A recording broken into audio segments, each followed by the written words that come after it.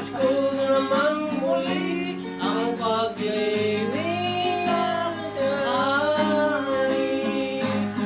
Maraming salamat sa iyo. Ito lang tayong naibigay sa regalo.